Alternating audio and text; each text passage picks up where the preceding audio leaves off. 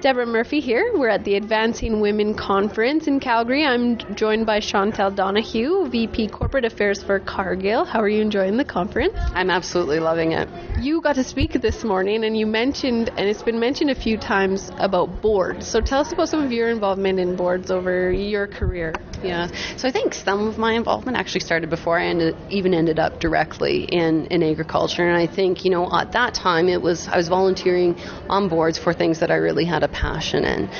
There's a lot of things that I learned from those boards around governance and strong policy behind the board that I think I grew into, so that when I came into my professional career, that was something that I was really hungry for, trying to learn. And as I look at the different boards that I sit on today, they're all different, and they're all evolving and trying to look at what we're doing across agriculture in Canada in terms of what's working and what's not.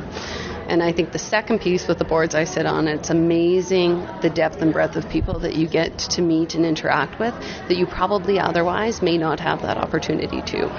What's the time commitment like for some of the boards you're on? Yeah, so that varies significantly. So some are as little as once per year. Some are as frequently as 3 or 4 days every 2 months. And the level of responsibility associated with those boards also varies. And it probably depends on your role within those boards as well.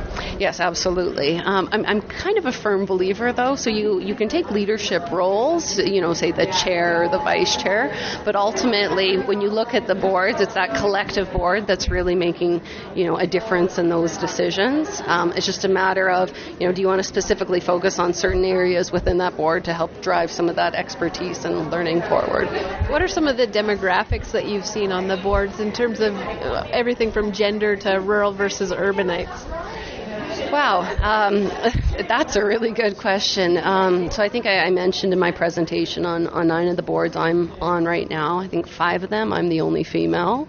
There's only one where there are more females than males. That happens actually to be a federal government appointed board. So we don't see a lot of that. And I think, too, you're starting to see more range of people from rural, urban, or younger, older, something that I didn't necessarily see when I started my career. Mm-hmm. Yeah, you mentioned that you were feeling like the grandbaby of a lot of the boards you were on. Yeah, it's, that's the interesting thing. So it's, what makes you stick out? The fact that you're young or you're a female, right? So it was funny for me. The female component was, I thought I could overcome it fairly quickly, but the difference is when the men are sitting there having discussions and you're thinking, oh wow, they're talking about people that are the exact same age as me. So that's a little challenging. And then you just choose your conversations and things that you do have in common. Why do you think the demographic is so short on women in the boards that you're in and in all boards?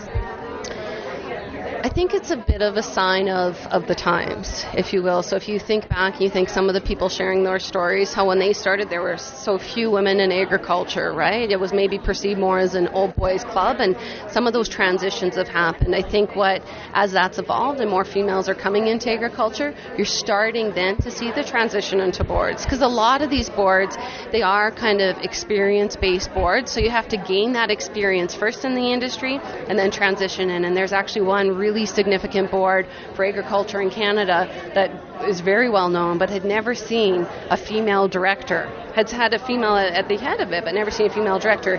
This year they have 2 females on that board. So I think it's just a matter of time and letting it transition. If we have this discussion 10 or 15 years from now, I think you'll see a fundamental shift yet again.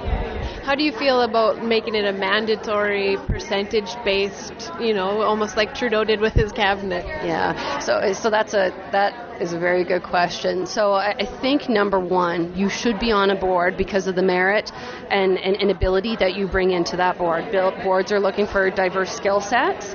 And so whether you're male, female, from rural, from urban, the primary driver really should be, that should drive that candidate pool, should be that needed skill set. That needed skill set may be that we need a rural perspective, right, or a female perspective.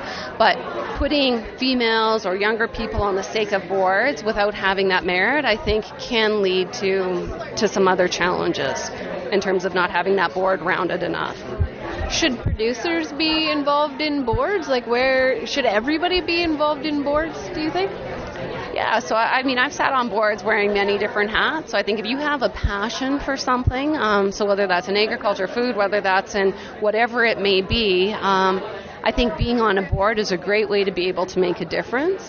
I'm also a firm believer that on many of these boards, diversity of opinion is critical, and especially when you're in agriculture and you have the entire agriculture value chain, having that perspective from plant through to customer is absolutely critical for making a balanced decision, because transparency and needing to and the way consumers want to understand our value chain now, very important to bring those different perspectives in. And what's the first step that we take if we are interested in a board or many boards? What do we do? Yeah, so I think it's identifying which ones are a right personal fit for you, because it is a time commitment, right? And you don't want to be doing something, A, where you don't think you're going to be making a difference, or B, where you don't think it aligns with some of where you're passionate about. And then the next step is really then, once you've done that, is identifying the path to get on those boards. Some boards are elected boards, some boards are voluntary. Sometimes the path to an elected board is by working on a voluntary board, etc. So trying to figure out what that pathway is. So maybe reach out to the organization you're interested in. Absolutely, or folks that are currently on the board and ask them about how they got to that point. That's also a great way to do it, because you'll get practical experience. Chantal Donahue, thank you so much for joining us today, and enjoy the rest of the conference. Perfect. Thank you very much.